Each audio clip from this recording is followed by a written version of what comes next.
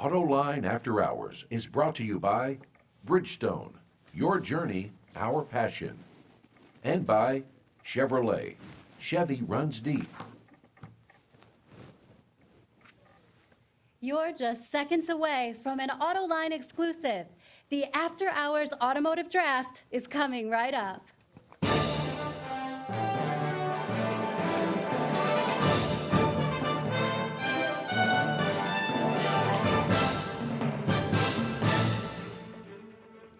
Welcome to the second annual Autoline Automotive Draft. I'm your announcer, Kara Ann Marie from Productions Plus, The Talent Shop.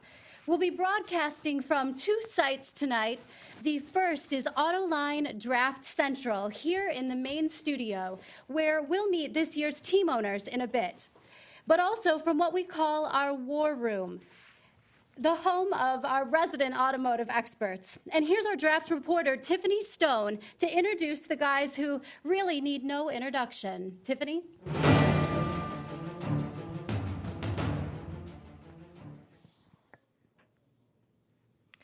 Thank you, Kara. I'm here in the war room with two fine gentlemen. We have Scott Burgess from AOL Autos and Mark Phelan from the Detroit Free Press. Guys, I've heard there's new categories this time, so what are you predicting for this draft?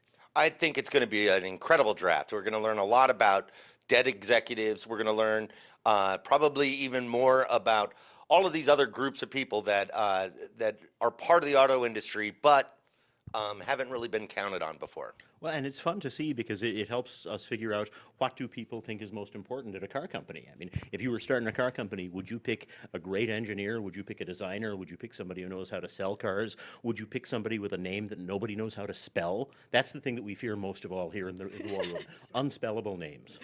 But that's okay. We have our iPads here. We have this up here, actually. Cool technology. Cool technology. Scott put a hi for everybody. So we have all these things. I'm ready. I'm interested to see what we're getting into tonight. So back to you, Kara. We'll see. This is our war room. Thanks, Tiffany. We'll look forward to both Mark and Scott's insightful and amusing analysis throughout the night. Back here at Draft Central, let me introduce our team owners, starting with a couple that you'll no doubt remember from last year's draft, John McElroy from Autoline and Dymaxion Motors, along with Jim Hall of 2953 Analytics, the head of Automobiles Bistango. Ready to take them on this year are three new team owners, including Michelle Krebs from Edmunds.com and her team, the Edmunds iMobility Company. Then also joining us is the head of the Jaeger Motor Car Company, who also does a little something at Motor Trend and Motor Trend Classic, Mr. Todd Lassa. And finally, rounding out our table tonight is Drew Winter from WardsAuto.com and his team, the New America Motors. But right now, let me toss it to the table, starting with John, and have each of our owners tell us a bit about their company, its names, and what they hope to accomplish in tonight's draft. Take it away, John. Thank you.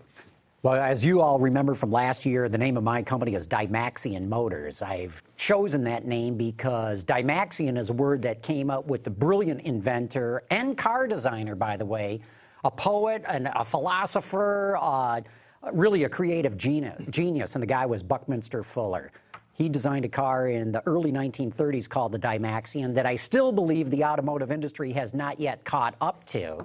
And that's why I've named my company Dymaxion, and that's why I've chosen the geodesic dome as the logo or the symbol for my company, because Bucky Fuller also invented the geodesic dome.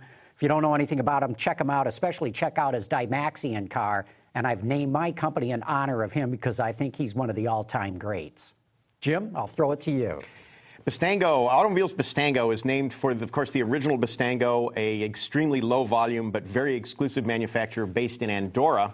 One of the unique things about all the Bistangos, whether they were the 24-cylinder Lorena or even the 7-cylinder La Bodega, they all had little compartments around them where things could be hidden because, of course, Andorra's largest industry is smuggling. Todd? The Jaeger Motor Car Company was established in 1932 in Belleville, Michigan, by a man named Walter Jaeger, a German immigrant who 3 years earlier built a house, English tutor in nearby Ferndale, and where my wife and I now live. And Jaeger was an inventor who worked with rotary engines. He had a patent for a crude kind of independent rear axle, and he was actually successful even though he only built 5 Jaeger motor cars. We're going to continue that tradition. Of only building 5? Well, we'll start with 5 because you can only start with 1 car at a time. So That's so true. Michelle? I'm Michelle Krebs from Edmunds.com. I named my company Edmunds iMobility Company to give it a futuristic feel because at Edmunds we're all about the consumer, so that puts the I back into mobility. And we don't know what mobility in the future will be. Will it be that you own a car? Will it be that you ride in one that drives itself? Whatever that will be, we're looking for the future and we're looking to make the consumer the center of that. Drew? Well, I'm Drew Winter, chairman of New America Motors, and here at New America Motors, we recognize that America is changing, the world is changing, buyers are changing demographically, ethnically, in all sorts of ways that the traditional automakers really don't understand. And so we're devising a new company to address all those needs in a variety of ways. And I also have to mention today that I have no comment on a report that a major internet company is going to be soon investing $5.25 billion in our company. So it'd be inappropriate for me to say anything at this point because I would hate to put a damper on the evening by having an enormous advantage over all my other competitors. Just before we dive into everything, let me run down the few rules that we do have here. You kind of got a little preview from the war room already, so you can see they're a little different from last year's wide open affair. Tonight, our team owners have to make choices from 5 distinct categories, including female executive, minority executives, under 40 execs, retired executives, and deceased executives. Now, to make their teams even stronger, our owners will have 2 wildcard choices where they can draft any living auto executive they want. But the important thing to remember is that by the end of our 7 rounds, each owner has to have a pick for each of our required categories. Okay, let's wrap up all the prelims. So now let's head over to the main table for the first choice in the 2012 Autoline After Hours Draft. And that pick is made by Jim Hall from Automobiles Bistango. I'm probably going to do this entirely in the wrong way from the way other people are going to do it. I'm going to start with a wild card. One of the things I want to say is last year I picked people that if I could pick them this year, I'd pick the same guys. I really would. And that's why my first pick is the guy I picked for my CEO last year, Martin Winterkorn. The guy that heads Volkswagen is managing, what is it now, 9 brands in vertical chimneys that, with the exception of maybe one of them, all are making a fair amount of money and making cars people want to buy. He understands product, he understands design, he understands how you have to make money doing it. That's what I want in my company, and that's why Winterkorn, we can't do better than the best. Well, you are going back to somebody you chose last year. I am, yeah, but because I was afraid he'd disappear. And he is one of the guys that I think, Volkswagen is something that you look at it, and people say it's a many-headed hydra, and it can't really be very effectively managed. And the truth is, every year they do everything they do a little better than the year they did before. They're making more money than any car company in the world. That ought to explain everything about how hard that is with cars to manage. That people line up to buy in a lot of countries and spend a lot of money for cars. I mean, they have some very expensive, very nice automobiles. I'll take a long-termer Vitesse, thank you. With the second choice in the 2012 Autoline After Hours Draft, Todd Lassa from Jaeger. Well, I'm sorry to contradict you, Jim, but I'm picking a wild card too because for the same reason, I'm afraid that someone else will pick my first choice, and his name is Wolfgang Durheimer. He will be Jaeger's CEO. He's CEO of Audi AG, having just come from Bentley and having done extensive work at Porsche. He's got a great product development engineering background. He will be Winterkorn's replacement at some point when Winterkorn retires, and you have to put him in the retirement category. He'll be leaving soon, we've cleaned out the top of Volkswagen. You realize that? We have. And actually, anybody who makes it this far under Mr. Piach probably deserves a first-round draft pick in any one of our categories. Kaiser Piach. Kaiser Piach. No, that's another auto company, actually. And you know how that turned out. So same reasons, obviously. Volkswagen is in great shape. Durheimer has had a lot to do with both Porsche, before Porsche was part of Volkswagen, or fully part of Volkswagen, and with other successes at Volkswagen, and now he's moved on to Audi, and if I don't pick him, they'll move him to the top no matter what. With the third choice in the 2012 AAH Automotive Draft from Dymaxion Motors, here's John McElroy. Well, my choice is pretty easy. I'm going with one of the official categories that we've got here. And the hardest one, the one I had to rack my brains about, was choosing executives under 40 years old. And it's hard because there's a lot of good people who are under 30 or under 40, but they're not yet, for the most part, in any position of prominence. So it's hard to choose, here's somebody who's really going to go to the top in the long run. I wanted to go with Hau Tai-Tang from the Ford Motor Company, the guy who, ran SVT at Ford. He played a key role in the Mustang. He was running an important part of the Brazilian operations. He's back here in the U.S. right now. But Hau is too old. I think he's 40 or 41. He looks like he's 28, so I should be able to use him. But that doesn't work. So in racking my brains, I came up with a guy named Dave Coleman.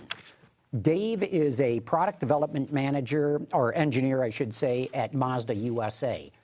He might actually be 40. I don't know how old this guy is. And the reason I chose him is I was on the launch for the Mazda CX-5 earlier this year, and that guy gave a technical presentation on the attributes of that vehicle. That is one of the best technical presentations I have ever seen in my career. He used to work with one of the magazines, Sports car, Sport Compact. Sport Compact, exactly right. So, he's got a journalism background to him, but the guy knows product, the guy knows how to communicate, and those tend to be things that will help people in their careers. I've got my fingers crossed. I hope he's under 40, but Dave Coleman, product development engineer from Mazda USA, is my choice in that category. I don't know, picking someone who used to work for a car magazine, I'm not sure that's a great idea. Why? I should have picked you, and then you would have thought it was a great idea. You'd have to show me the money first. Oh, yeah. Well, I'm going to get some of Drew's billions guy. from his internet investor.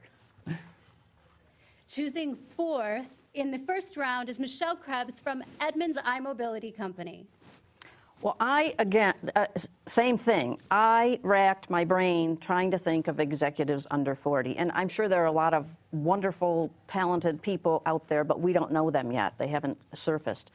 But because I am heading a company that's very much about the future, I looked outside of the industry, and I am going with Larry Page of Google. And if you don't think Google's not got something to do with the auto industry, you better think again, because they own all the search. Type in Ford Escape, Chevy Cruze, it's on Google. Everything, yes, exactly. He's a futuristic thinker. They're looking at autonomous cars of the future. They lead that technology. They're number one in the world. Obviously thinking way ahead, which is what my company needs. The other thing is they're experimenting to be a competitor of Edmunds, a way to do car shopping. They're doing an experiment in San Francisco of selling sales leads, that kind of thing. So you're sucking up to potentially your future boss. Yeah, there you go, right. I hadn't thought of that. What position? Well, I'll make him CEO, chief thinker. Let them fight it out. Chief thinking officer. CTO, a new position. Yeah. I like that. I like going out. And how old is he? He's under 40. I checked. Okay.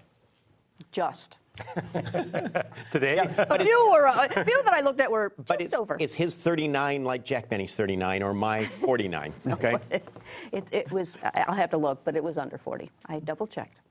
I find Google evil in part because of the way they spied on people, and in part because of the way they're kind of working on autonomous cars without saying a lot about it. They make great phones. No, there's a lot of controversy about that, but I do think that there's an environment of thinking, what's next? Maybe hiring the opposition's not a bad idea.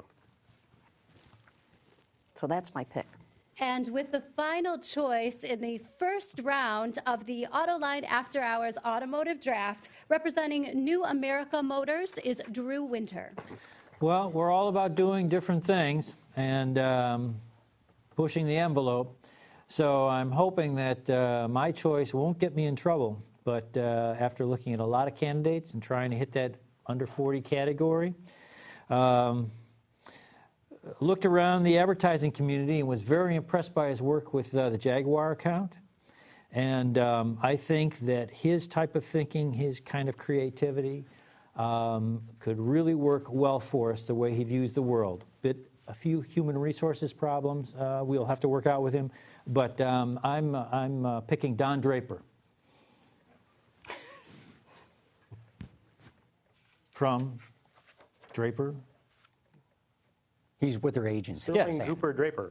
Yes. Sterling Cooper Draper. Sterling Price. Cooper Draper. Price, Yeah. and Price. And Now- Price died, of course. The poor man committed suicide. Right. From Not dealing Price. with Don Draper. Not Price. But anyway, Don's going to be our head of advertising. We'll still keep him because of the human resources issues and the smoking cessation classes.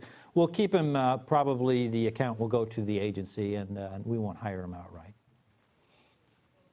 Okay, let's go to the war room for reactions on round one.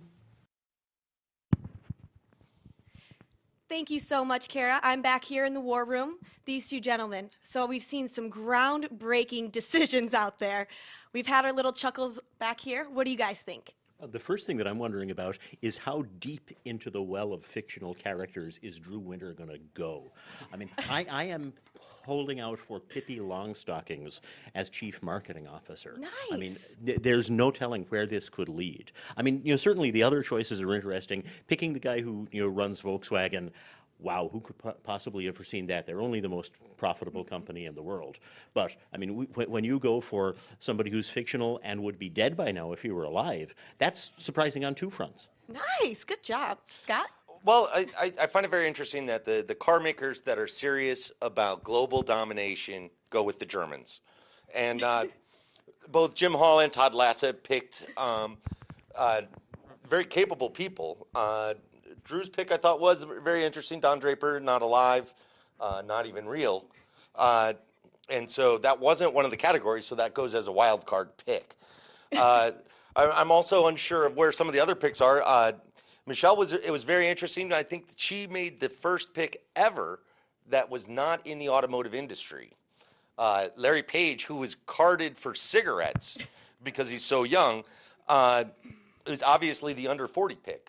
And a brilliant one. I mean, if there's anybody who a car company would actually be really lucky to get from outside the industry, I think, it's probably him.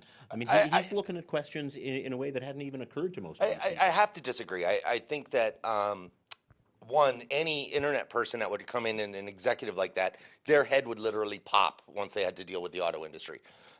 You're actually making things, not writing code. Not to say that they couldn't do it. Alan Mulally came over from Boeing, but at the same time, that was a manufacturing company. The one interesting thing is, can the guy who pioneered the idea of driverless cars create cars that people want to drive? If he can answer that question, he's a winner. Well, chief thinker is quite a title, too. I'm not sure exactly where that fits on the organizational chart, but obviously would be very high up as a number one draft pick. Well, thank you guys so much for your insight on round one. Make sure you guys stay tuned. But right now, we have a friendly sponsored note from Bridgestone. An interesting round one, don't you think? So let's go to round two and see who's chosen. This time we're starting with Jaeger Motors and Todd Lassa. Thank you. Drew, you're going to get a $5 billion plus IPO with a fictional character. I just had to ask. It's fictional money. I'll save my You said it was okay to have imaginary friends. I'm going to go to my non-endemic picks later on, and I'm going to go straight to the dead people. My choice, the Jaeger Motor Car Company draft pick for dead persons will be the Jaeger Vice President of Engineering, Charles F. Boss Kettering. Specifically the years, especially 1910 to 1941. And I have just two words, self-starter.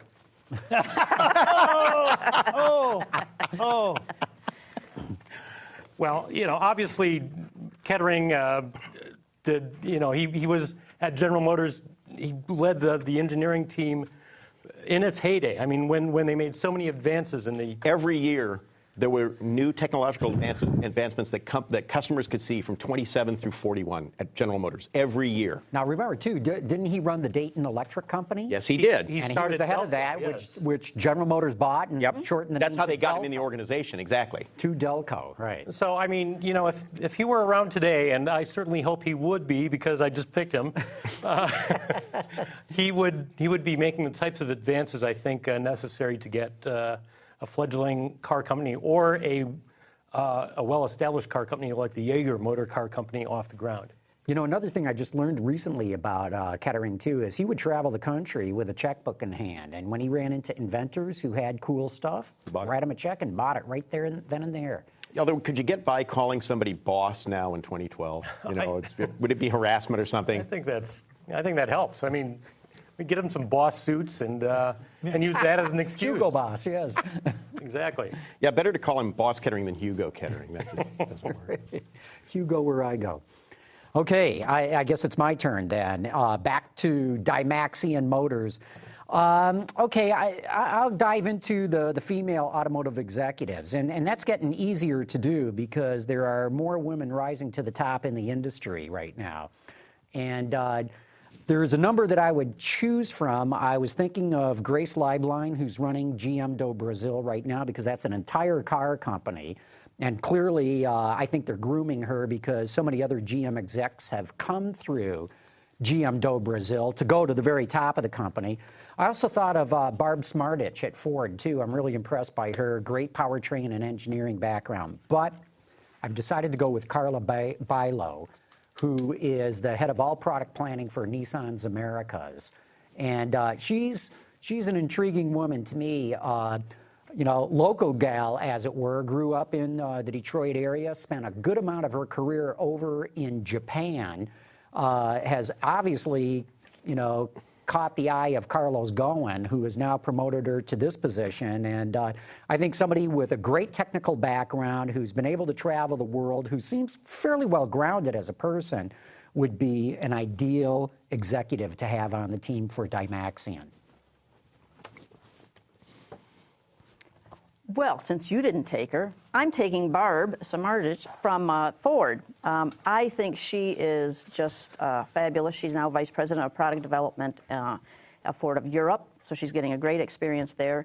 She is a car person through and through, worked on Mustangs, worked on powertrains. I hear from inside she's an awesome boss, decisive, no BS.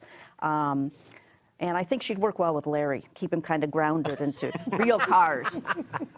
So Barb Smartich is my pick. Yeah. Which, for product development? Oh, I'm sorry, for female. But yeah, product development. Yes, sorry. Yeah.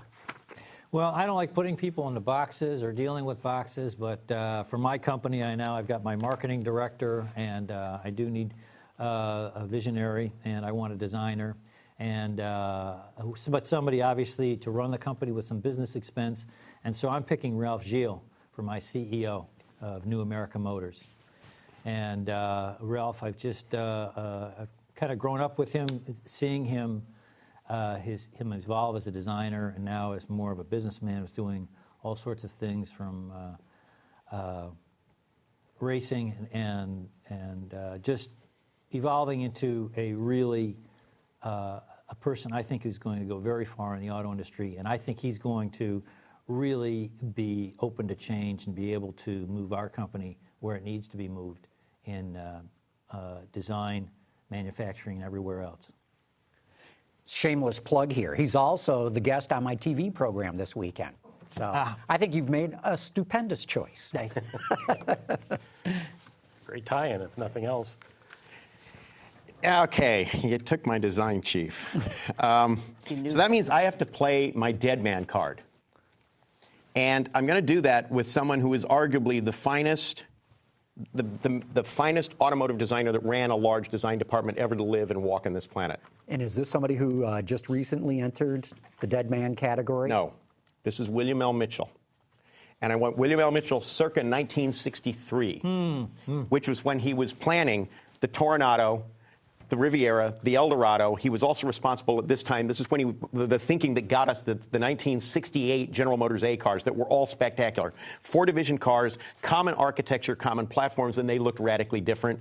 The man knew how to manipulate design so you would have cars that were distinctive and had a lot of sort of continuity for their brand. I mean, Mitchell to me is one of those guys. He was apparently a total to work for, but he was a phenomenal designer that understood design was business, and it was basically how you made people you compelled them to give them money for cars. So I got to say that my dead man play is for William L. Mitchell as my design chief. And responsible for the 1959 Cadillac tail fins, was he not? Chuck Jordan. Working for Mitchell. Well, Those were all Jordans. Right, yeah. Okay. Especially that incredibly horrible photo of Chuck airbrushing the fin. And there's a photo of his son, Mark Jordan, standing next to Chuck, and the fin is taller than Mark at that time. You've been working for Earl. The car came out in '59, and yeah, Mitchell started with Earl, and the Mitchell car that got him all his notoriety was the 1930, I believe, 7 or 38 Cadillac 60 Special. Mm-hmm. And when Earl saw that, he realized that Mitchell had it, and from that point on, he was the guy. He was the go-to guy. Mitchell was involved in the design of trains, the infamous General Motors EMD train of tomorrow. And it's pure Mitchell when you see it. It's like, oh, yeah, that's a Bill Mitchell train. Guy did great stuff, you know. Even his last car he did that was developed using the codename Madam X and was shown as the Pontiac Phantom was the last thing he did. And it was every Mitchell cliche on one car. It was a boat tail, red fender liners, but it was really spectacular. Well, my comment about was it somebody who recently entered the Dead Man contest because Sergio Pininfarina recently just passed away. And a great designer. And a great designer, of course. Off to our draft analysts for a look at round 2. Welcome back, everybody. We are right here in the war room, sitting here still with these two fine gentlemen. Interesting round, a lot of different picks for a lot of different categories. Did one stick out more than the other for you guys? This one was full of surprises, I think. The thing that really was the most pleasant surprise to me was, Jim Hall was going with designer, great, phenomenal work, dead guy, and I'm thinking Harley Earl, got to be Harley, and he goes Bill Mitchell, which is inspired. Bill Mitchell did so much of the great work that established GM and followed Harley Earl. I just, that one was my favorite choice of this round. Not only is it interesting to see what categories people are picking from, but what they think are the most important things to a car company, whether it be design, whether it be engineering, whether it be some other element that they think is going to be the most important aspect of that car. On the board today, it was interesting to see Ralph Gilles go. Last year, he was never selected. That's amazing to me. And he is by far the prettiest executive in all of the auto industry. I told you he had beautiful eyes. Yeah, absolutely. Send your legal summonses to Scott Burgess at AOL Autos. But it's a good group that they're starting to take, and you can see as they're building the teams, the dead people are some of the more interesting ones because there's so many to choose from. I mean, the auto industry has taken a lot of lives. I cannot top that thought. But I have to say, I think it's really interesting, and it says a lot of good about where the industry is going, that the first two women taken off the board are both engineers. I mean, the fact that some of the best product development people, some of the best engineers in the industry today are women, I think that's just a real testament to where the industry has come to. Absolutely. And one of the final notes, I thought it was really interesting that John's pick, we couldn't figure out who it was. He named a number of people and then looked at Michelle to go. Yes. That one did stump the band for quite a while, yes. And Boss Kettering, I think just, with Don Draper off the board already and a guy who insisted on being called boss, that suggests that all of these companies are going to want really strong human resources and legal departments. Yeah, absolutely. It's going to be essential in this is the new century, and so you have to be prepared for all those things. I'm surprised that HR isn't a category. Well, thank you, guys. Now we're heading back to Kara at Draft Central. We're going to go on with round 3. It is getting interesting. Here is round 3, starting with Dymaxion Motors. Oh my gosh, okay, which category do I want to go with right now? I guess I'm going to go with minority automotive executives. Boy, if you think that there are not very many women in the automotive industry, and if you don't count women as a minority, boy, now the pickings get very slim. I think probably, Ralph Gilles has already been named, and, he's sort of a mixed minority in a way, I guess, and Ed Welburn is probably the best-known African-American in the global automotive industry, but to me that was too easy of a choice. So I'm going with an executive at Ford who I've got a tremendous amount of respect for, runs all of their quality operations. The guy's name is Benny Fowler. Benny is a guy who likes to stay behind the scenes. He doesn't run out and take the credit. Ford has made tremendous improvements in quality, especially on the manufacturing end. Now, lately they've gotten dinged because of Sync and My Ford Touch, which aren't manufacturing issues. They're Right. software from the supplier. Right. So so that does not really impact Benny in that regard, although it does, but design. But yeah, but I'm telling you, most people in the industry don't know who, outside of Ford or outside of the quality area, don't know who this guy is. He's a rock-solid citizen. I've been impressed by this guy for years, and especially because he doesn't want to take credit. He always wants to put some of his people in front. And so my choice as the best minority executive right now that I would want at Dymaxion Motors is Benny Fowler. Okay, well, I'm going to go with a minority category too, because again, that was a really difficult one, and it's a tragedy that we don't have more minorities, and not just African Americans. I mean, I think we need more Asians and just much more diversity in the industry. But I'm going to go with Don Butler at Cadillac. Known him a long, long time. A great guy, great integrity. He's going to be my chief marketing officer. He's had global experience. He was in Egypt for a while. Now back at Cadillac, he also had a stint outside of General Motors and was recruited back. So we'll see how well he does on Cadillac, but... Well, he's got some new product coming. That's going to help them a lot. That will help a lot. And last month in the U.S. market, Cadillac was the brand that gained the most market share of anybody. So good choice from there. a big low. Well, it's again, I hate this idea of checking boxes and filling spots and whatnot, but New America Motors, we need some really innovative approaches, I think, to powertrain and to some new thinking there.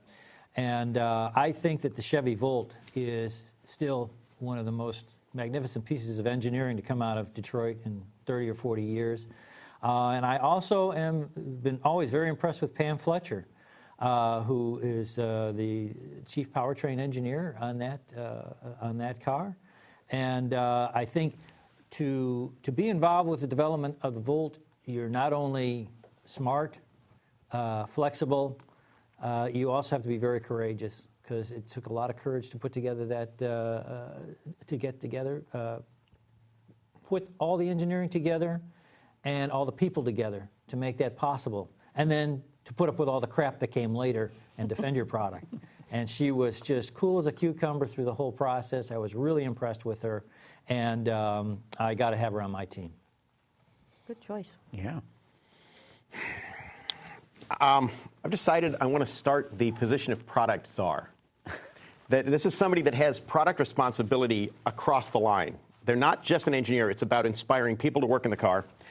And I want someone who has a great background, but also is something of a disruptive element. Akio Toyoda. Oh, I thought you were going to say Bob Lutz. No. I'll tell you why. Toyota, right now, there is a crust in Toyota. He knows it's there. He also knows it can't be nuked like it can in some other countries. And there are some things happening in Toyota that are phenomenal workarounds where they're trying to take a part of Toyota it works like a separate business, and they're going to turn it into an entrepreneurial business.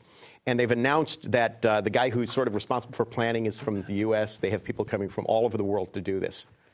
And he's the kind of guy you want to sort of stir the pot, because he understands the importance of product, and he loves cars.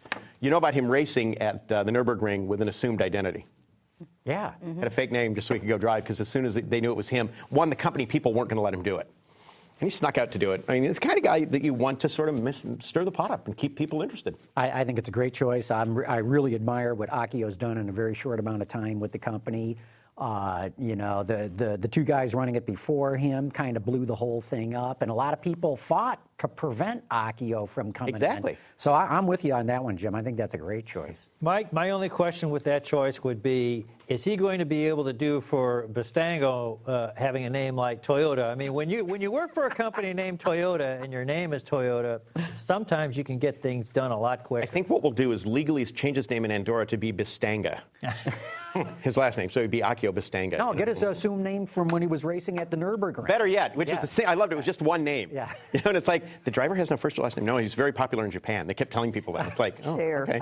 No, it wasn't Cher, but it was an intriguing thing. But my God. Jackie Stewart did that. He raced under an assumed name of A.N. Other.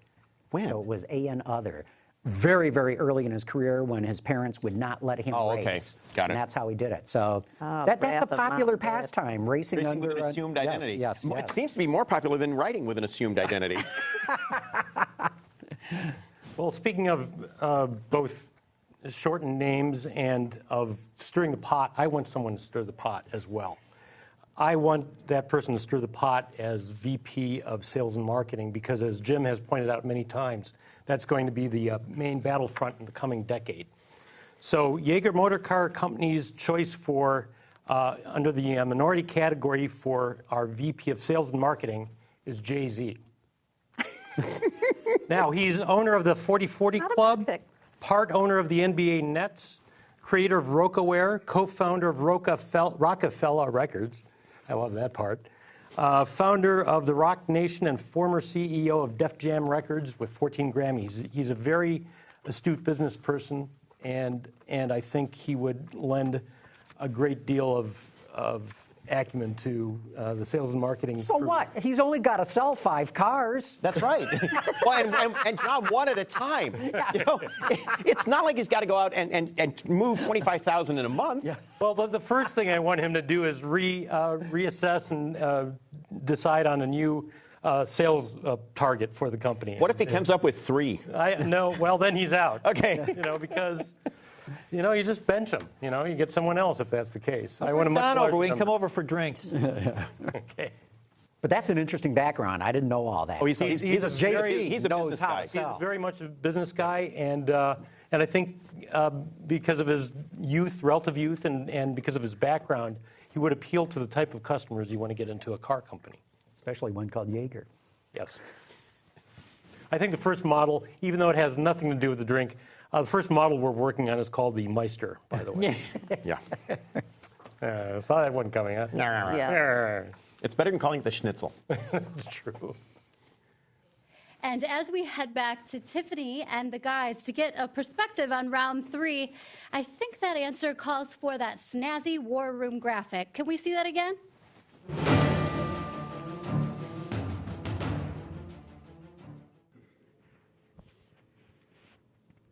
Thank you so much, Kara. So I'm really interested that the fact that Jay-Z just got picked. That was quite an impressive round. We were having some laughs back here. Mark, what do you think about that? It was very surprising, and as you pointed out, Tiffany, he created Beyonce. It's hard to argue with that kind of marketing know-how. I've got to say, as somebody who spends way too much time watching ESPN, the first thing that occurred to me is that he's one of the owners of the Nets, and they haven't been able to get a 7-foot-tall guy to agree to let them pay him $150 million. They're just chasing after Dwight Howard, and they can't get him to show up. So I think that that there's a little bit of question about what he's been up to lately. But if you look at his track record, he knows how to sell stuff to people. His songs, amazing. Well, it was an interesting pick. It's another person that's from the outside of the auto industry.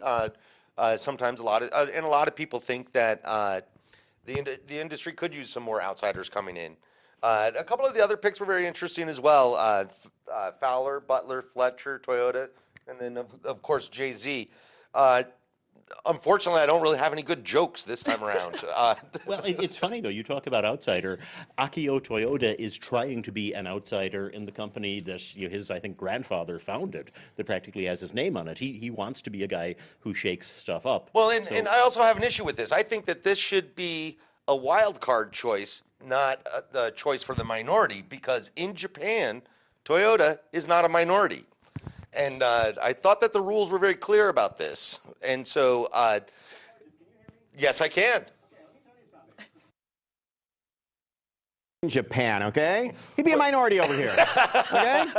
Come on, for God's sake. Okay, we'll give you that. We weren't bringing into account the headquarters of the actual industry. Santa Barbara, okay? Except that I thought Bistango was based in Andorra. No, you're changing your story, Mr. Hall. No, headquarters is Santa Barbara, but the financial dealings are all done in Andorra. Well, and that certainly means that Bistango is a place where you want to put your money. There's nothing says security like Andorran banking. But to get back to the people that were picked, Don Butler is a guy who's done a lot of really good stuff at Cadillac. His name doesn't come up that much. He's not one of the people that gets talked about all the time. That's a real good choice, a very interesting one, I thought. Yeah, and he's one where I think that there's a lot of room for him to keep moving up. And in next year's draft, he'll be picked earlier. And the next year's draft after that, he'll be picked even earlier. The interesting one to me really was Jay-Z this time around. I was just really impressed that Todd knew who Jay-Z was. and you've got to figure that Jaeger. Can you hear me, Scott? Killer sound systems.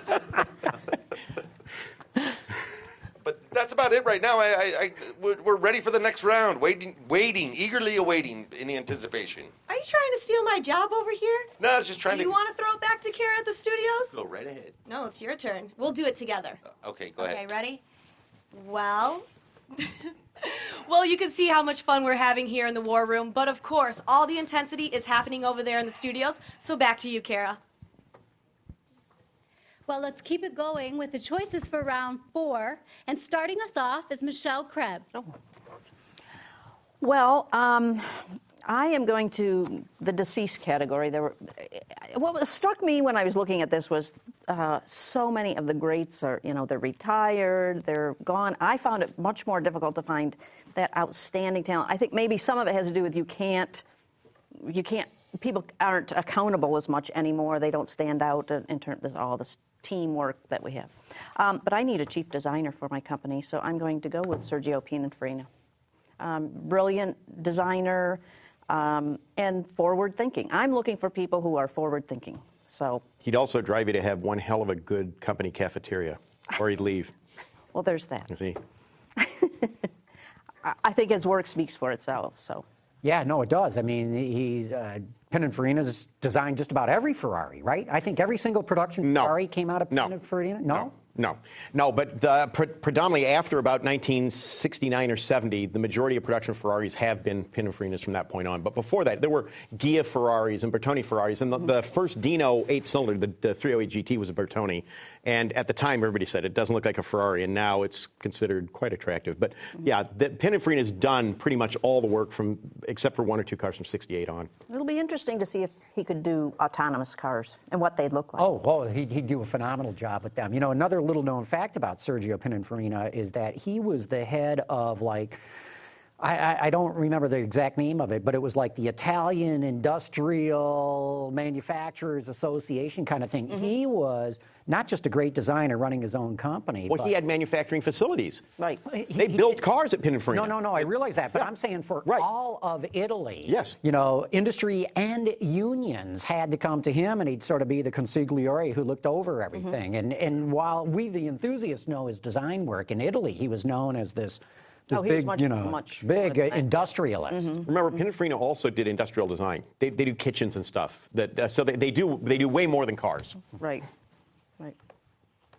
So now it's me. All right. Well, I'm going to also go to the dead guy category.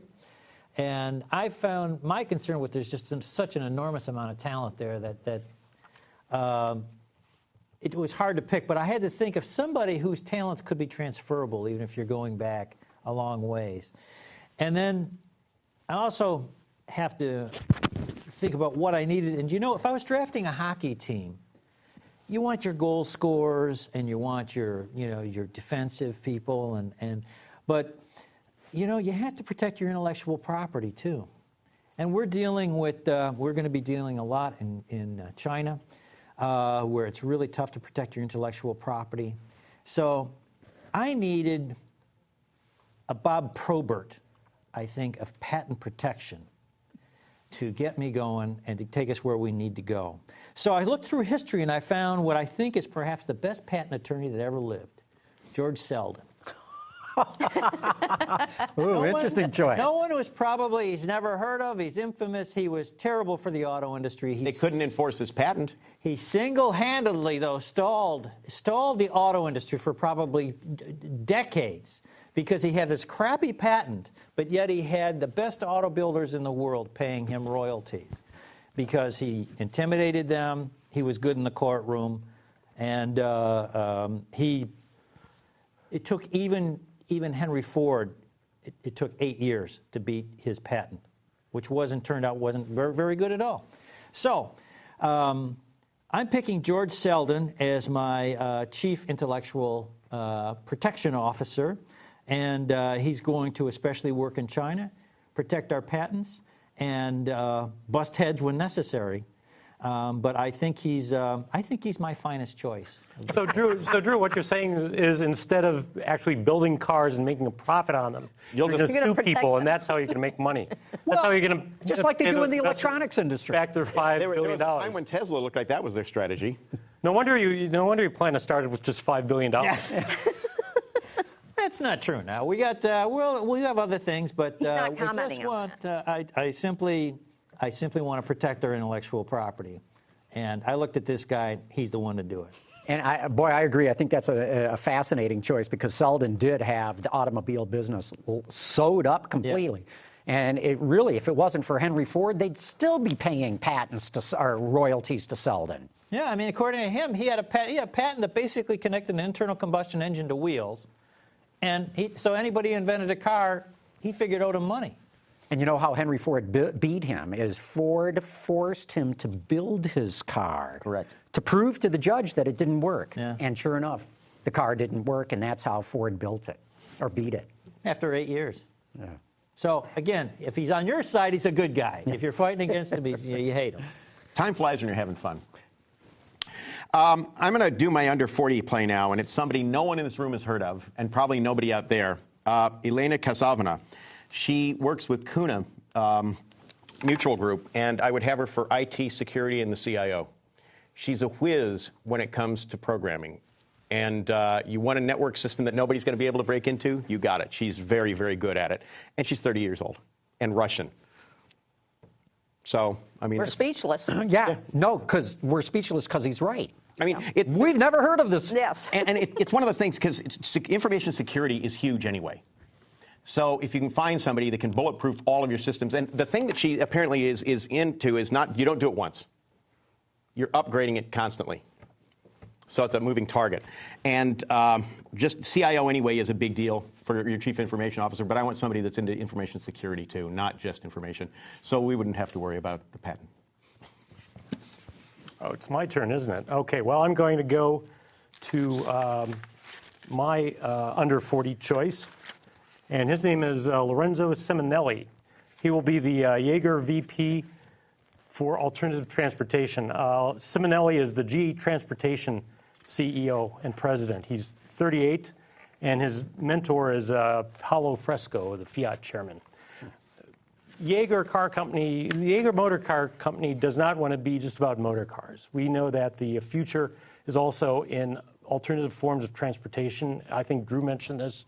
We have this in mind. I have a couple of bike people in the bicycle business deeper into my bench here, and we want to make sure we've got our bases covered in the future, and we think that high-speed rail and light rail will someday make its mark in the United States. Yeah, someday it will, just like it's always been someday. Yeah, well, true.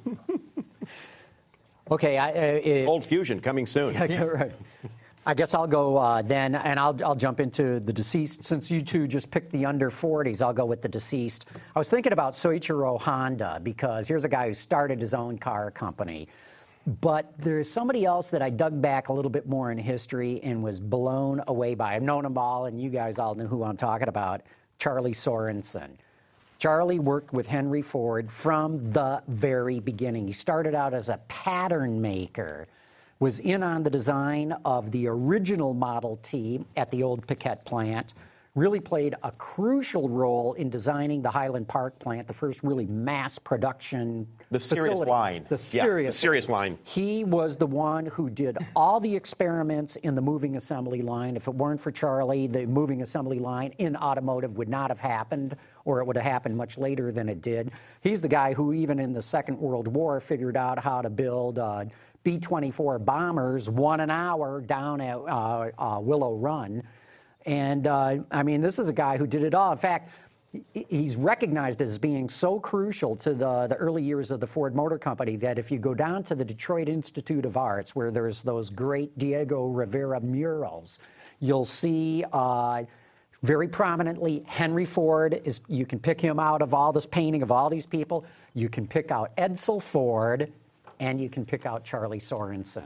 So I think if I had to go back in history with somebody who was started at the very bottom, knew how to design cars, knew manufacturing inside out and backwards, could take that and apply it to other stuff, in this case material for the wartime effort, I'd love to meet this guy. I'd love to know more about Charlie He was also a politician in the purest sense of the word, too, within Ford. Well, you had to. But I mean, and think about it. That was politics on acid back then. Right. I relate to how you picked, though, because as I was researching these, I thought, wow, these are people I'd like to meet, you know? Yeah, I'd love to meet the guy. That's why I wanted Cary Grant as one of the dead men from our company. I've always wanted to meet him, you know. Great spokesman. Good, yeah, company spokesman, Cary Grant. Interesting that you mentioned Edsel and Henry and then and him. And, you know, I mean, I think of Edsel and Henry being on kind of opposite ends of the philosophy spectrum. So Right. he was somewhere in between. Yeah. Say your pick again. Oh, my pick? Who I picked? Look into the camera and Okay. tell everybody your pick again. El- Didn't get it. Oh. In the war room. Yeah, Elena Casanova, and it's Khasanova. And it's pronounced, I guess, Casavona. Did she used to be a Bond girl? No, she was not a Bond Oh, girl. Okay. She was a Bond villain, actually. yeah. Well, let's take it right over to Tiffany. Welcome back, everybody. It's been a very intense time over here for that last round in the war room. These two gentlemen have lots to say, so I'll pass it over to you, Scott. Well, there's a lot of dead people. One of the things that Autoline has been trying to do is attract a younger demographic, and by bringing in a bunch of people that these guys have never heard of and have been dead for decades is probably a good way to do that. There's certainly some interesting picks, though. Mark, what do you think? Well, absolutely. Well, I thought when Drew was going with his hockey analogy, I thought he was going to go with a goon and get some, thug with a baseball bat to be his, head of labor management. So instead, George Selden was a very interesting choice. I thought it was also worth noting that dying was apparently a very good career move for Sergio Pininfarina. Because if this had happened 2 weeks ago, he would not have been chosen. Some say that he planned his death in order to be selected. The Autoline Executive Draft, people are dying to get in. And we appreciate the spelling help on Jim's choice, the Russian security expert. But because we all really liked the movie Avengers, we just decided to call her Black Widow. One of the things that it does interest me is that Jim is so worried about somebody breaking into his email. It makes you wonder what is on his email and what exactly is on his hard drive. You haven't seen it? Well, a lot of people have gone past dial-up modems nowadays.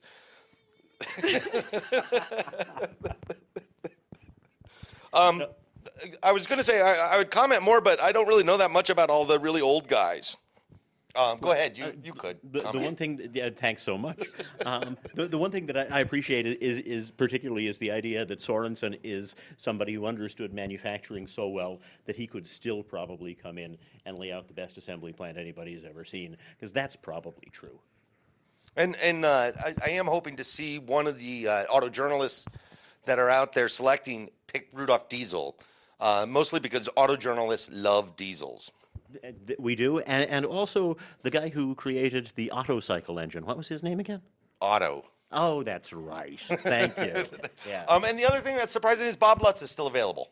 And likely to remain so. He's sent out emails to a number of auto companies telling them just that. Well, and people have to choose retired as well. At some point, you're going to have to dip into the retired bin, folks. So remember, Bob Lutz is still available.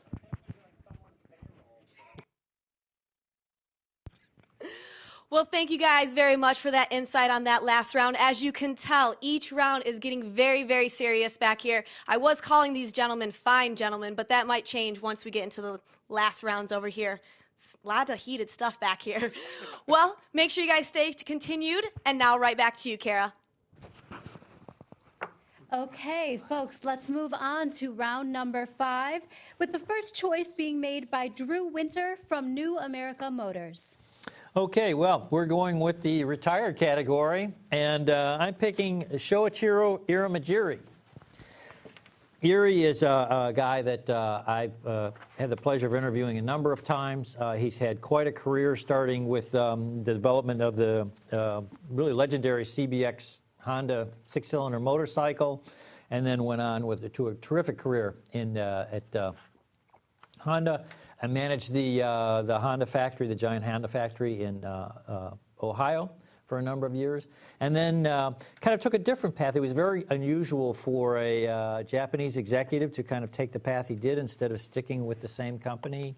He then went on to a big job at Sega, which is a big change of pace. He's had some health problems, I guess, along the way, but I really like the idea. I liked him as a person. And I thought he was just a genius at doing so many things that I think I'd really want him on our team. Boy, if I were Honda, I'd want him back. Yeah. He was that good, and he played a critical role in a lot of the racing activities as well. And he had an imagination, which we also see at Honda. Unfortunately, there's some imagination locking at Honda. Locking? No, it's gone. That Irimajiri could really add at this point. They need him more than you do. That's true. And also very unusual, remember his public relations guy was Shin Tanaka, and Shin also left Honda to go to Sega. Yeah. So, yeah, two unusual guys that didn't stay for life at one company. Yeah. Well, I have to pick a female, even though I've had, I think, a female already, but I need to do a dedicated female, and my company doesn't have a president. And so there's somebody who I remember you talking about possibly being the CEO and CEO of a car company in the future, Mary Barra. She understands parts of the business that a lot of people, she's one of those people that's, I won't say misunderstood, but heavily underestimated by people outside of the business. And her job now is really interesting because she's working like the gate for making sure they get the right people working on the right platforms. That's critically important. So I'd say Mary Barra as president of the company. And she came through the manufacturing ranks, which as a woman is really tough. So well, that's just it. She knows manufacturing. She knows purchasing within manufacturing, which is critically important, and she knows product. She also knows personnel. And when you put that together, that really is a really intriguing little sweet spot for being able to make sure you have somebody up high in the organization that says, I want this person not because they do give good presentations, but because they're actually good. Because a lot of people, one of General Motors' problems was it was full of people that were stand-in fronts that would come up and make the cool presentation. And it was like basically Gene Hagen singing at the end of Singing in the Rain, where it's somebody behind the curtain doing the presentation, but they're up there taking the credit. She can spot that, and she's very, very good at it. So I'd have to have Mary Barra as president. Good choice. I think she's got a good shot at running General Motors one of these days. Could happen. Yeah. That's what happens in the draft. I was going to name her myself just now. So I'll go to a backup for my female choice, and Jaeger Motor Car Company chooses as Chief of Interior Design Crystal Wyndham. She's the Director of GM's North American Passenger Car Design and led the interior design of the 2008 Malibu and the 2007 Aura, Saturn Aura, and also worked on the latest, the new 2014 Chevy Impala. So obviously they've come a long way with interiors, and while it's not top of the management chart, she will play an important role in the Jaeger Motor Car Company. And what's her name again? Her name is Crystal Wyndham. Mm-hmm. I'll have to remember that one. She worked for Dave Rand, didn't she? She may have. Okay, it's my turn, and I have not yet picked somebody from the retired executive ranks. Boy, one person I would go with in a heartbeat is Hal Sperlich. I might have picked him last year, though. So I figured that maybe I'll save that for next year. But somebody who I met in my career who had a big influence on my thinking about what this industry is all about and who was a real rabble-rouser, really stirred things up at General Motors was a guy named Hulky Aldecalde. Oh, wow. Hulky! God, I worked with him for 3 years. It was the most intriguing thing I ever did. He was great.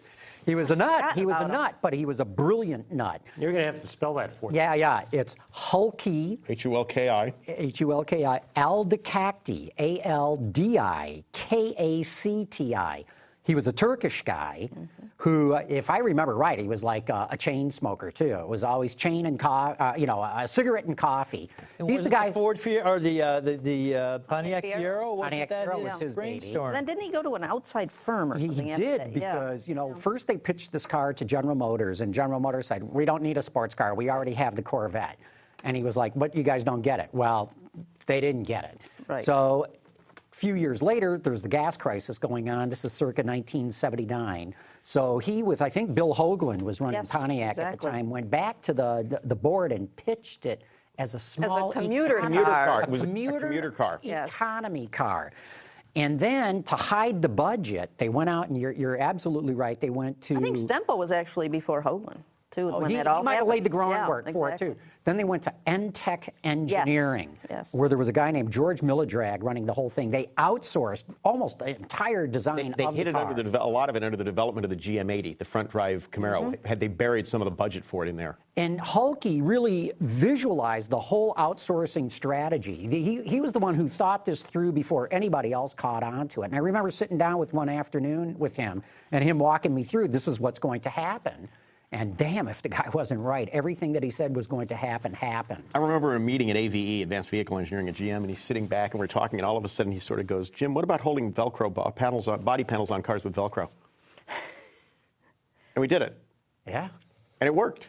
It's like... And they're still doing it today. Absolutely. So anyway, as I sort of rattled around in my brain thinking, who's a really cool retired executive that I've met? Hulky Aldecalde That's was awesome. my choice. Yeah, Wow, that's a name I hadn't heard of in a long, long time. Well, I'm going to pick it from the retired category because I need a really good financial person, and I'm going to pick one of my personal favorites, Alan Gilmore. I thought Alan was the CFO at Ford, just a really cool guy, now head of Wayne State University, so he's gone on and done other interesting things. Just a really strong financial guy, and you need that in a car company. You do, but what I always liked about Alan, besides just Great being a personality. good person, is he knew product. Absolutely. I mean, And how many financial guys knew product? zero. Not many. Yeah. Zero. Not only that, he was a huge motor racing fan, huge F1 fan as well. Really? So yeah, he was always following what the company was doing in motor racing and in technological and product development. And I was like, Jesus, this guy's a bean counter and he's into this stuff. So yeah, great choice. Yeah, really interesting guy to talk to, too. Well, I think I'm pretty much done with all the categories I have to fill, but I still need some more. I think I need a little bit more program management and discipline in my development.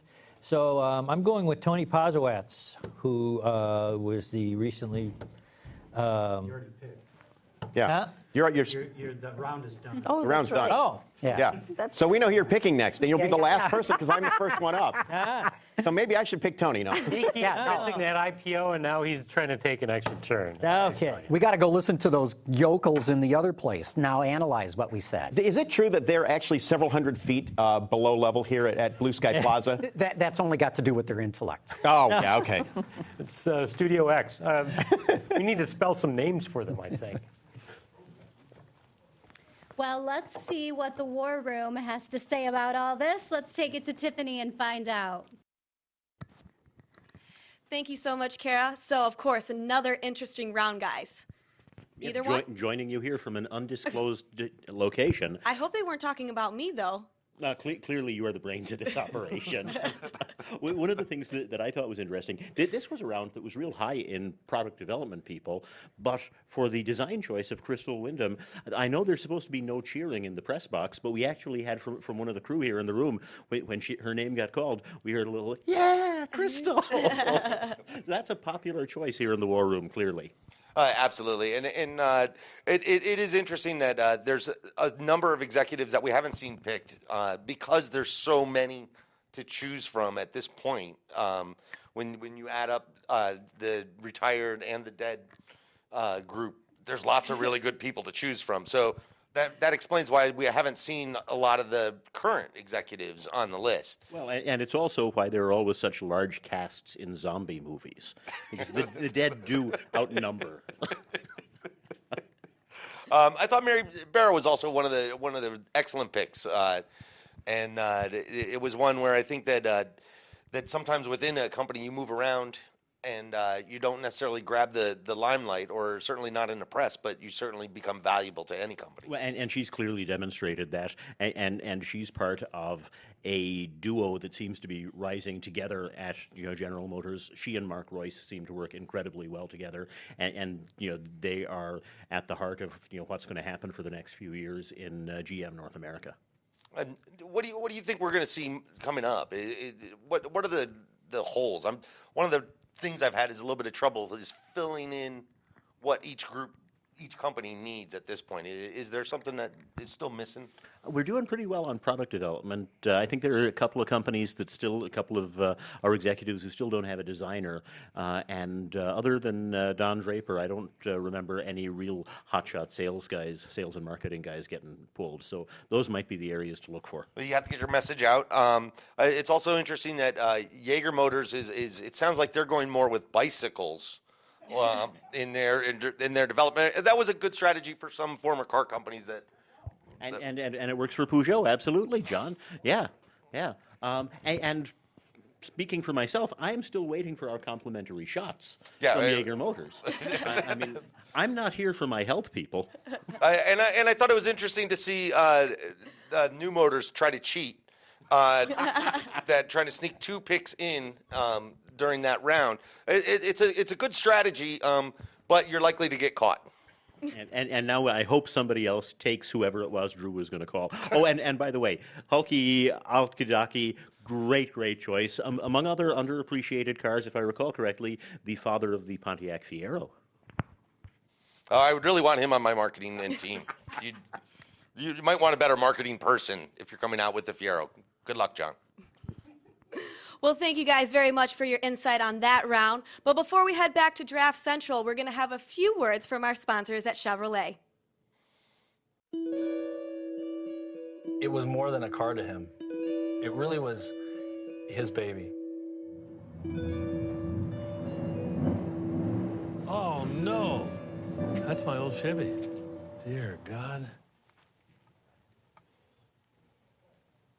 Well, we have made it around the table once, so we are back to Jim Hall to kick off round 6. Take it away, Jim. We need a chief engineer.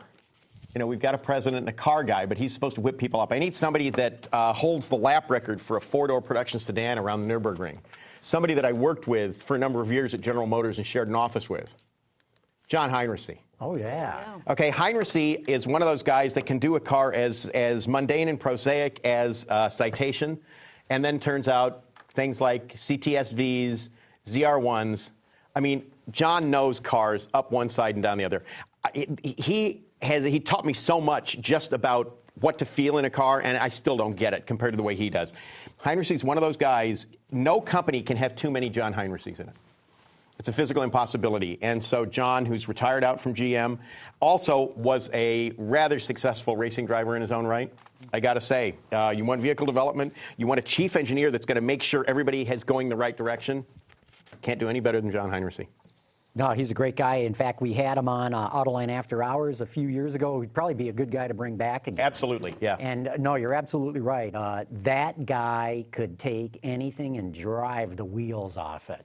And he can take a car that is still not done and polish it. It's not just performance. He also knows a lot about refining a car that's a substandard design. I mean, he's actually good at that. So if you give the guy the right parts, which is what was happening towards the end of his career at General Motors, he was making spectacular cars. And I got to say something else. While you people have been hiring people already, my team has put together 2 automobiles. and we're going to have them on the screen here. One of them is a sports car. It's a mid-engine sports car. We'll show a little teaser shot of that. It's called the Bistango El Rey 20. And these will be built in limited numbers. Only a few will be available. There it is. Is it not spectacular and beautiful? I mean, limited by popular demand, Jim. Strictly limited production by popular demand, no doubt about it. This is a performance I think that sports car. infringes on some of our patents. It may, but you'll have to catch it first of all. So that's the 2013 Bistango El Rey 20, and of course 20, as you all know, the Roman numeral with any Bistango is the cylinder count. And the other one is our first hybrid that we've ever done. This was a car. The challenge was given to Bill Mitchell to make it striking, spectacular, and unlike any car on the road. And this is the Bistango. I believe it is the El Parpidis, and it's the 18H.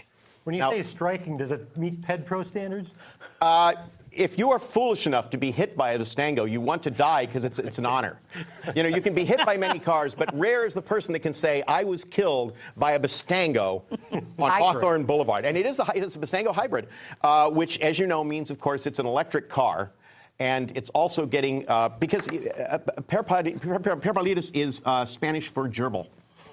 And the hybrid system is from a series of wheels, and they're using the gerbils to run in the wheels to generate some electricity that can be used to power the cigarette lighter. Because, of course, if you buy a Bistango, you are a smoker. There's no doubt about it, okay? We do not sell cars to non-smokers. And remember our motto, Bistango, you won't believe it's not inexpensive. And you fill up at the pet food store. You can. Little gerbil food. I think they have gerbil chow. Aren't you going to lose the people who will want to take up smoking only after they buy your cars? Well, they have to have a contract, so they will smoke. Okay. Yeah. All right. Well, this actually helps us in our lifetime warranty on the car. Reduces the warranty burden. I can't get into it. Yeah. Well, I need a chief designer. Jaeger has an interior chief designer, but the chief designer will be the second of my wild cards, and I choose Peter Schreier of Kia Design because I think he's already shown what kind of designs he can do, what kind of designs he can lead, and I think he's only being held back by Kia. No, by Hyundai. By Hyundai. Well, by extension, of course, Hyundai and Kia, of course, exactly. And I mean, he's been trying to get his rear drive car to market for a long time. He does have the rear drive car in South Korea. In Korea, right. But that's strictly a local market car. The sports sedan rear drive car he wants is the one that I would want him to draw for Jaeger.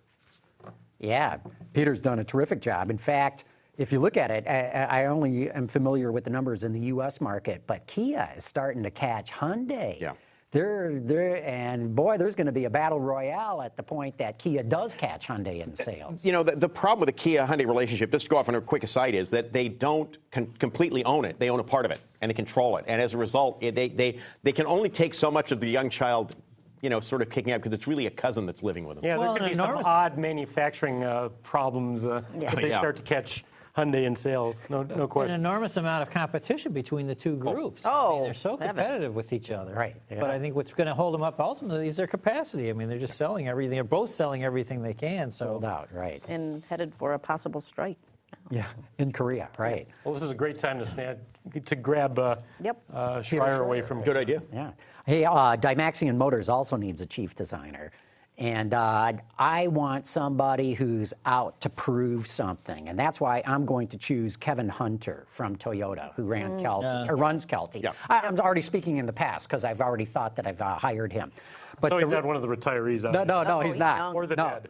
The reason I like Kevin is that we all know Toyota's been churning out plain vanilla, bland, forever. And everybody thought, well, geez, these guys don't know how to design cars. Build cars, yeah. Build them with great quality, absolutely. But they don't know how to design them. And now Toyota has sort of gotten its teeth kicked in, with the unintended acceleration issues and some other quality problems. And now under Akio a lot Toyota, of this is Akio saying we need to make the cars. They have to be different. They have to say what we are. They have to invoke passion in the buyers, not just buy them because it's a rational decision. So anyway, Kevin's knocked out a couple of things. They had a concept car at the Detroit Auto Show this year, the LFLC, which blew me away. It's not buildable, it's a concept car though, and God, the thing just looked fantastic to my eye. Sexy, sharp, razor edge, you know. What about production cars? And then production car, when I saw the new Avalon, Okay. I was like, oh my God, these guys do know how to do it. And to me, this is Kevin's way of saying, look, we could do it all along. The company just didn't want to do it. And so I want him to come to Dymaxion and show what he can really do.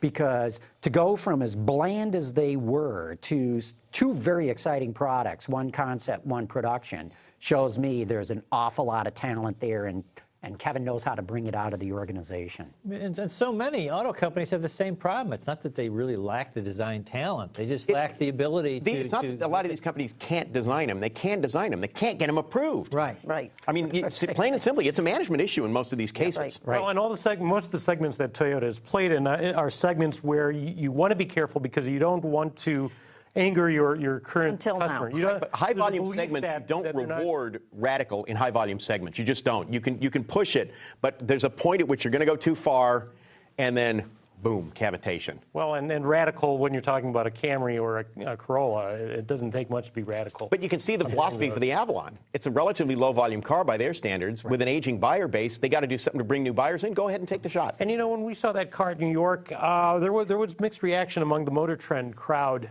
for that car. And I when I saw the picture, I thought, no, I got to take another look at it. I think it's going to be a little bit polarizing, which is very unusual for a Toyota. That's a good thing. Well, you know, that's what Bob Lutz always talked about. You know, if 75% of the people hate it and 25% love it, well, if you don't have 25% market share, bingo, you just hit a home run. Right, right. On the subject of, there's a theme here of unleashing talent that's kind of been suppressed. I need a CEO, and I'm going to go with John Kravchik, because I think, well, first of all, I like the fact that he's, you know, he was forward-thinking when he was involved in writing of the book, The Machine That Changed the World. And again, I feel like he's sort of held down by the Korean car companies, and he certainly comes up a lot when there's openings for CEOs. So he's going to be my pick. John Kravchik, Hyundai. Wild card? Yes, wild card, sorry. Yeah, Kravchuk, I think, is a great choice. You know, he's had nothing really but success at Hyundai. My only question is, you know, does he hit the glass ceiling? You know, is he going as far as an American can go in that organization? Well, right, that's why I want to what's lead. next? Well, you know what it bumping up is? against Seriously, that for a long time. that or he is the Jim Press of Hyundai, where it's an American that gets the position, a non-Korean.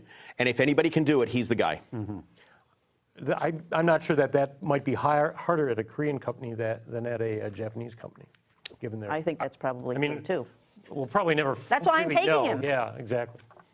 What can he do? You're still picking the guy you said before, Drew? Yeah, if I'm allowed to. We didn't steal it from A little preamtive. I can't remember who you said. Tony Posowitz. Tony Posowitz. Yeah, okay. Oh, he was on my list. And just, I talked to him about already, but I just also want to say, you know, it's underestimating the auto business, but you have to have a lot of courage, really, to get change in the auto industry. And aside from his abilities, is you know... And explain a little bit of what he did. Well, I mean, what do? You suddenly have to create an entirely new type of powertrain that is different from anything else that's out there, and then you have to sell it to all sorts of people saying we're going to have it's going to have a battery, and then you're going to have this serial hybrid, but we aren't going to ever call it that because it's going to be totally different. The electric wheels are going to power the car. All these different, it's really just a very difficult to understand type of technology, very, very advanced, and ultimately extremely successful in its execution. And the only problem then that we saw was that it becomes caught up in all this ridiculous politicization of General Motors and technology and everything else. But I think for him to steward the whole program and to do that, he had to be a tremendously courageous person to get it all done. Drew, do you have any extra insight into as to why he suddenly left General Motors? That seems he's young. Yeah, 52 or 53, I think. I think he really just got. My guess, I have no real interest, you know, any inside information, but I sort of the body language and everything else. I think he just got burned out with after. I mean, the guy invents the electric light bulb. And all he has to do is put up with all this crap people are throwing at him from this ridiculous battery charges and everything else. And I think I don't know, the way GM keeps plugging leaks these days, you almost wonder whether he said something to someone that got out. I mean, I wonder too, because a couple of weeks ago, the Secretary of Energy was in town, Stephen Chu, and they had a whole thing on electric cars and whatnot, and I was invited to moderate a panel with Mark Perry from Nissan, with Nancy Gioia from Ford, and Tony Posowitz. And Tony was out there preaching to the choir in this case, you know, about everything great. He gave no inclination that he was tired, that he was fed up, that he, you know, I'm with Todd. I think something else happened inside the company. Yeah, GM's been plugging leaks a bit too strongly lately. I mean, they've been going a little bit overboard on that, and you wonder whether he just said something to the wrong person. Yeah. Yeah. Well, my guess is Tony's not going to have a tough time finding a new job with that kind of. And he has the right last name, ends in Watts. I've always loved that. But it limits, you know, it means electric vehicle. Yeah, exactly. Should change it to ready kilowatt. Now let's see what our analysts think about the picks from that round. Welcome back, guys, to the War Room. It's been very intense. We got 2 more rounds, but in this 6th round, you both seem to really like Michelle's pick. Is there a particular reason why you guys liked it? Scott, I'll go to you first. Everybody loves John Krafchick. He's always really great with the media, is one of the reasons that people like him. But he's also done a phenomenal job, as they had spoken out there, that the Korean Hyundai was going through CEOs like chiclets, and Krafchick has been able to stay there for a long time, and the company is still on a roll. It's still gaining market share. The cars are doing really well, and there's been a real evolution of their cars from being cheap copies to being cars that are copied. Nice. And for years, they were just consistently 2 or 3 steps behind in refinement. It was like nobody had ever even thought to evaluate the handling or the performance of any of these cars.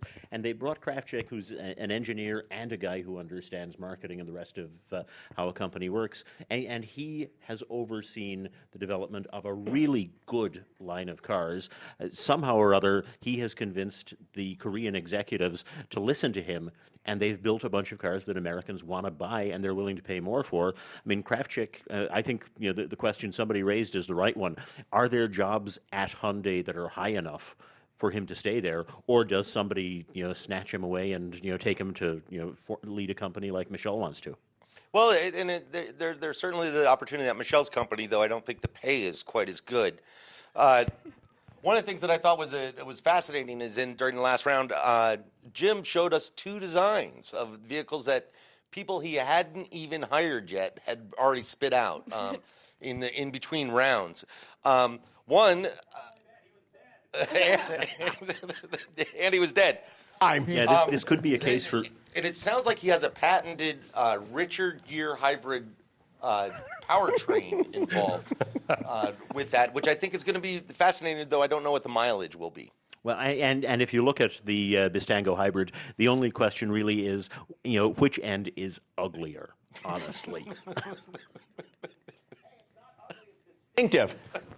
It's distinctively ugly, Jim. And I think Jim did also mention that his pick was going to be polishing his cars. And I'm not sure really what he meant by that, but I thought it was very interesting that he's already moving to the point where he's looking to get his cars washed and polished up. And my understanding here at Autoline Central is that polishing the cars is what interns were created for. Exactly. And hopefully they're out there right now, earning their keep. This round, you know, was one that leaned real hard on people who have done good work, that we want to see what more could they do if they were really unbridled, though. I mean, Kevin Hunter at Calty Design, you know, what could he do if he was not in a company that kind of pulls back where design is concerned, like Toyota? And John Krafchick, again, I mean, you know, if he really, you know, got to, you know, make all the calls, what would he do? Well, it is an interesting move to pick a designer from Toyota. Pretty much unprecedented, I would say. Yeah, not unlike picking a race car driver from GM, but John Heinrichsey, nobody could ever have a better product development guy than that. I mean, that was an inspired choice.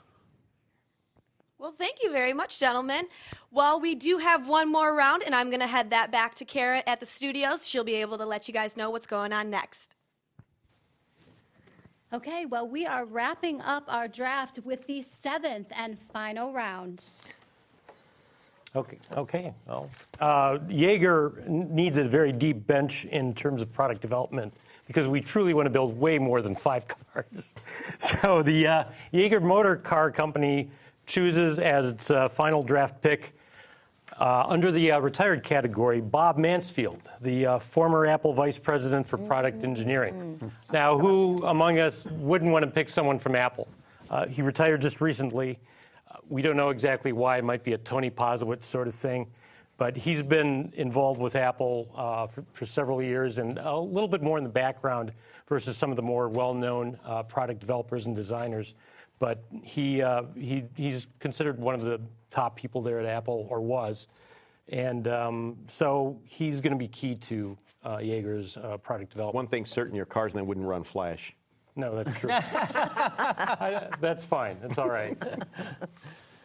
Okay, I'm going to pick a CEO here, and it's actually somebody who I've never met in my life and I don't know a whole lot about, which is kind of an unusual way of going about it. It sounds like a Hail Mary pass by your standards. Well, it kind of is, except that when you look at the company that this guy is running, you go, my God, these guys are doing phenomenal. It's a Japanese company. It's a small company. It's a very profitable small Japanese company, and of course I'm talking about Subaru.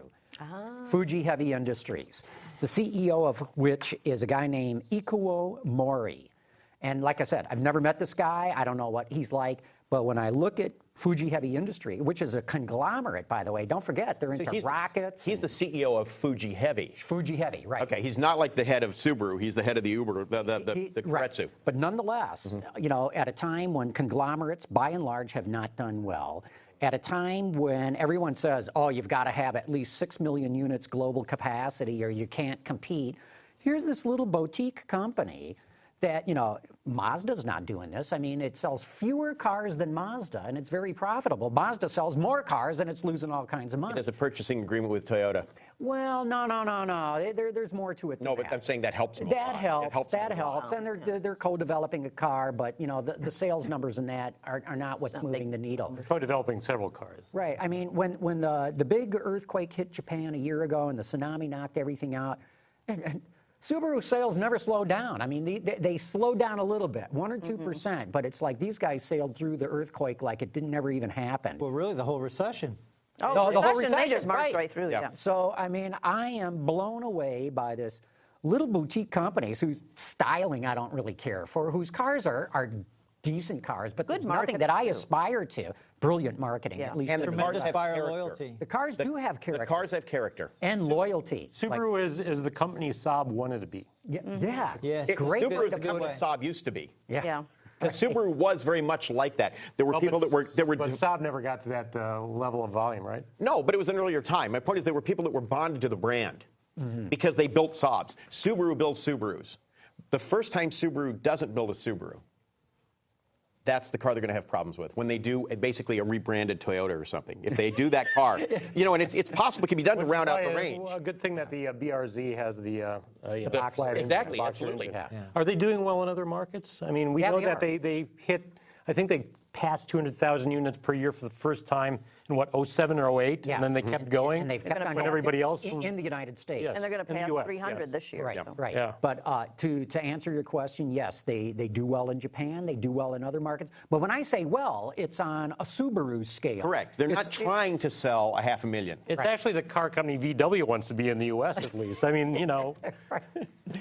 So anyway, Ikuo Mori, that's the guy that I'm going to go with. Down Yeah. And you say he's the one you haven't met? You've met? I've never met the guy. Sorensen from Ford? Well, Sorensen was dead. I picked a dead guy there. I'd be surprised if any journalist had met him because he's head of the group. Right, and no American journalists, I think, or European. No, I have probably met. Japanese journalists have met him, but probably business journalists. I've met him. Oh, you have? Well, we gave a presentation for Sport Utility of the Year there a few years ago, but only met him briefly. So. Yeah. Can't tell you much about them other than they have a small, very modest office in downtown Tokyo, and because they're like Gunma District or something like that is where they're based. Yeah. Okay, Michelle. Okay, well, I need a chief engineer, and I'm going to dip into my retired list. I thought about Richard Perry Jones, who used to be at Ford, great ride and handling engineer. I don't know what he's doing these days. But I went instead. It's very interesting. I just noticed this. I have a lot of Ford picks, though, so thanks, Ford, for being my minor league team. I'm going with Chris Theodore. He's doing some interesting work right now. He's retired from Ford, left Chrysler, and did the Ford GT, of course. So he knows cars. He's thinking very futuristically, and that fits my company. Yeah, I think Chris is a great choice. In fact, he's recently patented this sort of the aluminum structure. It's a very torque cool tube structure. Right, where they use the drive line as part of the structure. Right. It actually is brilliant. And as soon as the show's over, I'll remember exactly what it's called. Yes, No, Chris has done it all. I mean, mass production cars, small, low volume sports car, everything in between at 2 different car companies. So. Chris, along with Tom Gale and Jim Hall, have been judges on Car of the Year at Motor Trend for the last, 3 years? 3 years? 3 years now, and what a great add to our Car of the Year. We had Chris on our safety conference that we did in Washington a couple of years ago. Very strong ideas about how safety should be done. Not traditional at all. So I don't want traditional. Yeah, we had him on After Hours, I want to say 2 years ago or something like that, and he's another guy that we will want to get back on because he's good to talk with. Well, I've lost a few of my key picks now, but I guess I'm going to have to go with the idea that you can never have too much money in connections. I'm drafting Warren Buffett.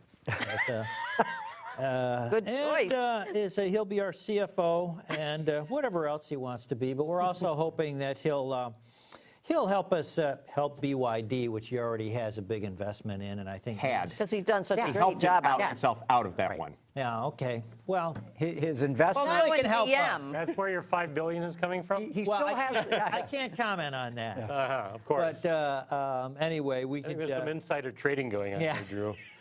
He's got some ideas, but anyway, he has some. He's not afraid to put his money where his mouth is. He's got a lot of it, and we could use it. So we're going with Warren Buffett. The old joke, how do you make a small fortune in the auto industry? You invest in BYD. Yeah. And you start out with a big one, of course, right. Yeah, it's funny because some of his movements recently haven't been quite wise. When they bought the railway and they had to split off a second category of Berkshire Hathaway stock, that was not the right. Well, hey, they just invested in GM, and it's at one of its lowest levels today. We remember, buy low, sell high, okay? Well, that's what I tell them. It's gone lower than they thought. BYD was buy low, sell lower. Yeah. Last one. I'm the last one, and I just realized I have no one in marketing. So I'm going to go to I'm going to Michelle's farm team that she has, that company down in Dearborn that does stuff for you. I got to go with Farley. Farley is he believes in disruptive maneuvers. He also is one of those guys that wants you to do better than you can, or better than you think you can, and he'll show you how to do it without telling you that he's showing you how to do it. He's really good doing that. He brought into Ford some new thinking, and the best example was he got in and look at the campaign when they relaunched the facelift on the Fusion. They went from something where it was messages that were done in 30-second spots. You could tell anything they were saying. It was visually graphic. It was good. It was the antithesis of things like the Flex launch. Can't even remember that. So. Exactly. Or the Edge, where it's driving in the parapet of the building. I mean, he got in there, and he's like, what are you doing? Well, look at the Explorer launch. That was very well done. Mm-hmm. So Farley's the kind of guy I want for marketing. I mean, he's good.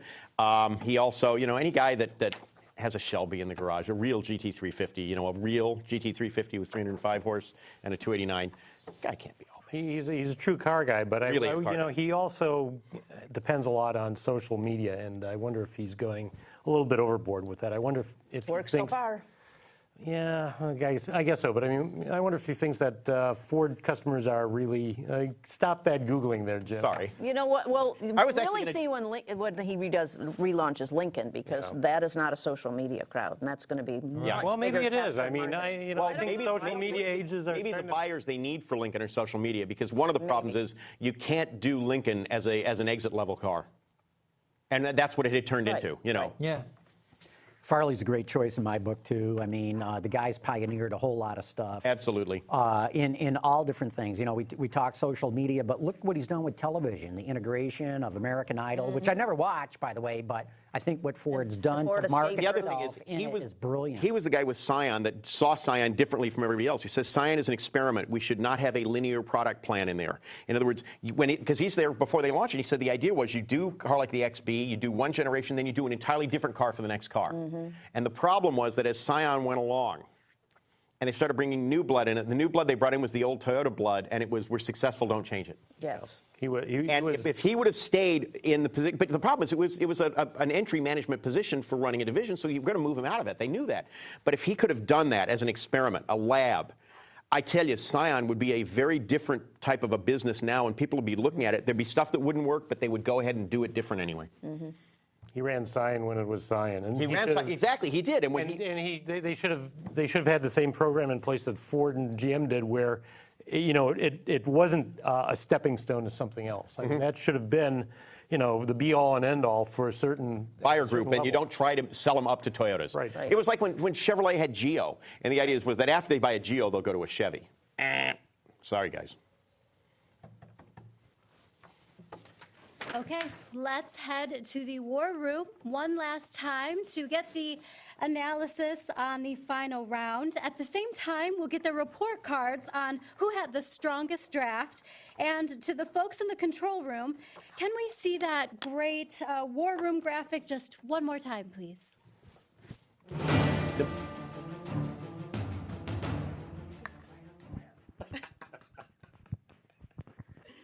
We finally made it to the last round. I am here with my two friends. We've had a great time hanging out, seeing what everybody's doing with their picks.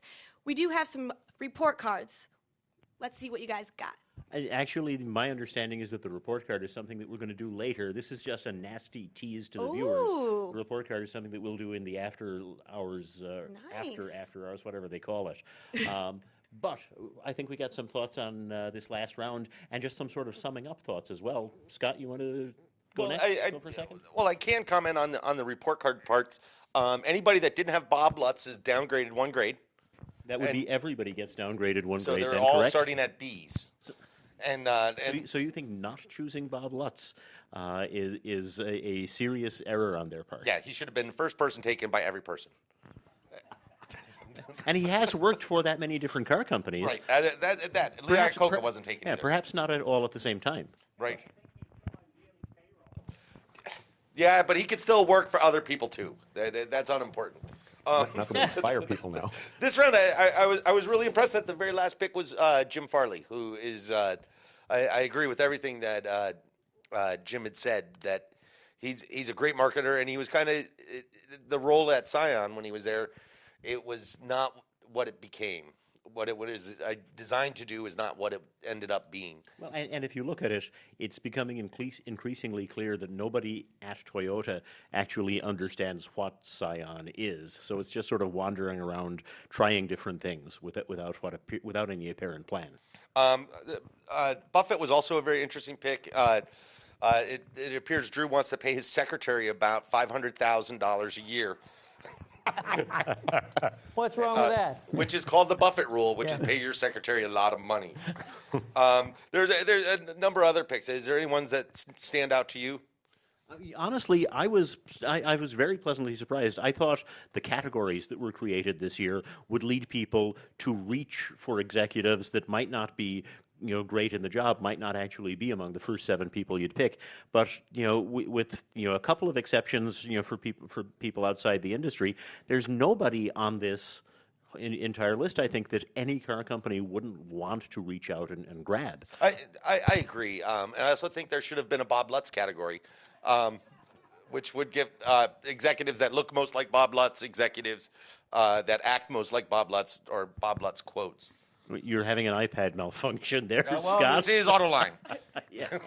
Well, one other thing, though, I will say, talking about reaching outside the industry, something that, and this was a point that Tiffany made a little while ago, that if you wanted somebody who could bring a lot of capital to the effort, somebody who's got a lot of connections. It is a little bit of a surprise that nobody went with Mark Zuckerberg. Just lock him in a dorm room, give him a bunch of Doritos and Mountain Dew, and see what comes out.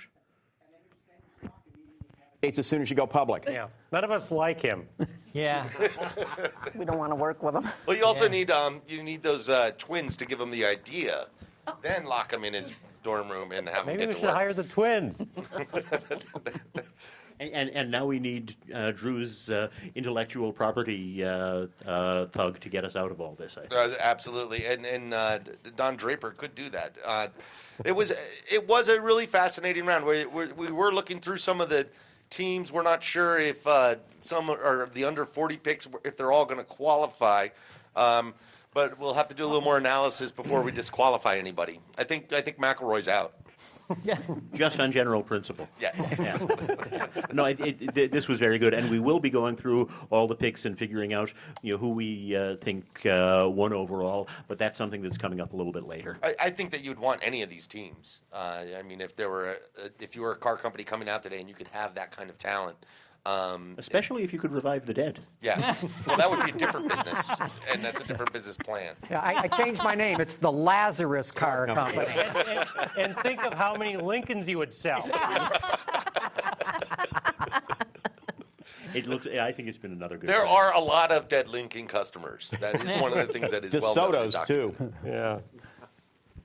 Well, thank you guys so much. It's been such a great time hanging out with you guys here. We're going to head back to Kara right now at the studios.